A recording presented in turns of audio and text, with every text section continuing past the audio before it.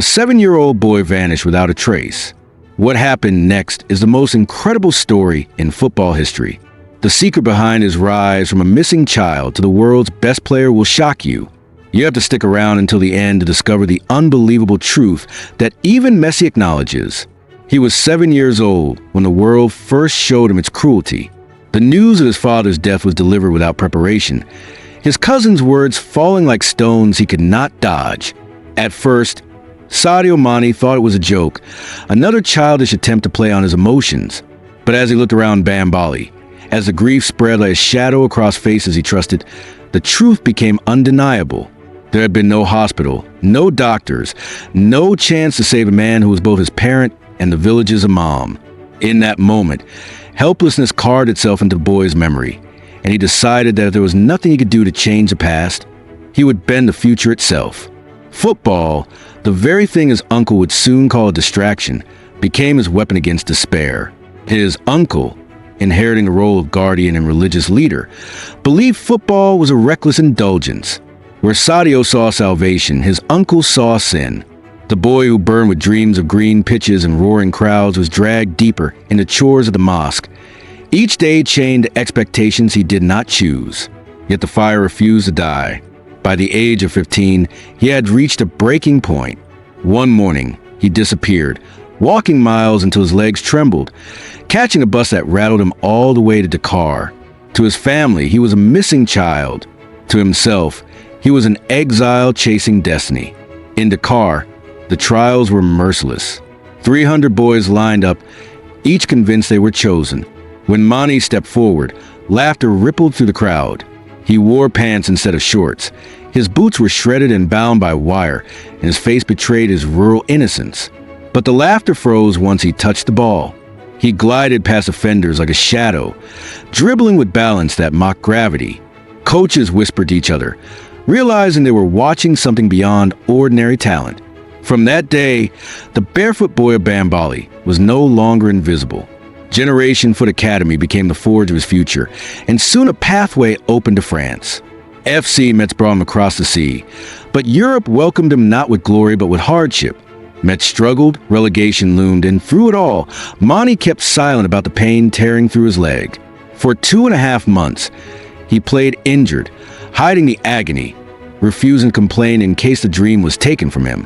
When surgery finally came, he returned as if nothing had happened, breaking into first team while Metz collapsed into ruin. Still, his brilliance shone too brightly to be ignored, and Red Bull Salzburg pulled him into their empire with a record transfer. In Austria, he became fire incarnate. He scored hat tricks as if they were routine, tore through defenses, and in a friendly against Bayern Munich, humiliated Manuel Neuer and his teammates. Scouts flooded the stands, Jurgen Klopp's phone buzzed, and Ralf Rangnick called it legendary. Yet Mané's story was never free from conflict. When Salzburg prepared for their most important Champions League qualifier in 20 years, he refused to play, forcing a move to Southampton. Fans branded him a traitor. To many, he was reckless. To himself, he was simply unwilling to let destiny pass him by. At Southampton, inconsistency haunted him. One week he was unstoppable, the next he vanished. Critics labeled him unpredictable, unreliable. But then came the blast that silenced them all.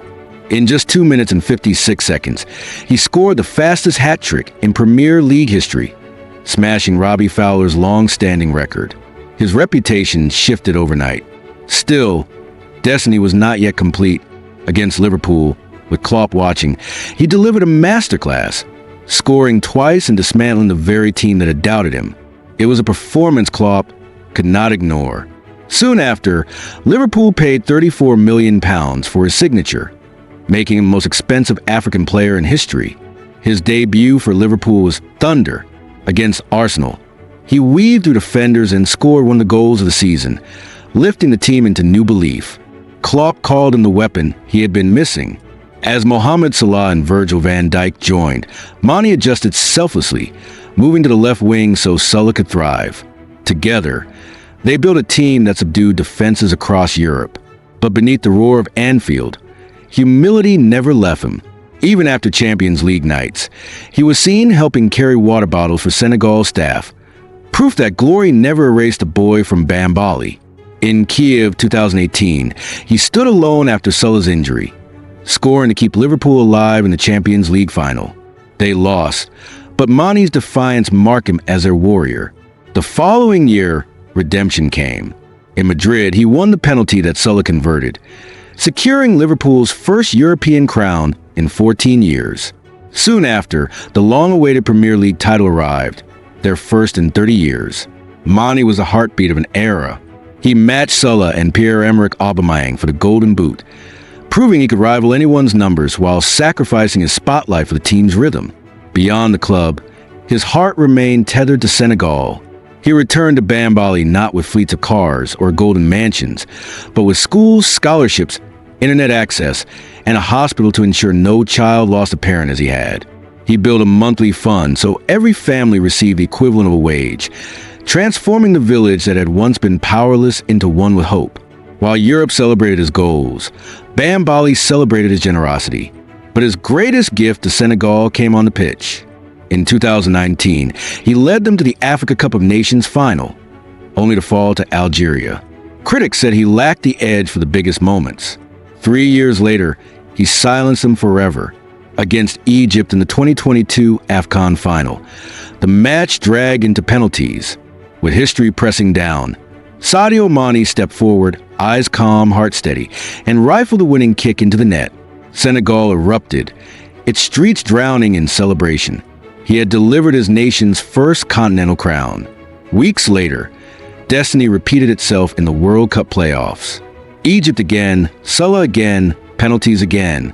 Salah misses first, and once more, Mané struck the decisive blow. Twice he faced destiny. Twice he answered with courage. But football, cruel as ever, denied him the World Cup. Injury struck, robbing him of the chance to lead Senegal on the grandest stage. Yet even absence could not diminish his stature. Bayern Munich saw enough to bring him in, where he dazzled until injury sidelined him for months. Still, recognition followed. He won his second African Player of the Year award, equaling Salah, and finished second in the Ballon d'Or voting. Through it all, his humility never cracked. "Why would I want 10 Ferraris, 20 diamond watches, 2 airplanes?" he asked in an interview. "I've worked the fields. I've played barefoot. What I want is to share with my people." And so he did. Each school he built, each hospital ward he funded, each family he lifted was proof that greatness is not measured by possessions, but by legacy.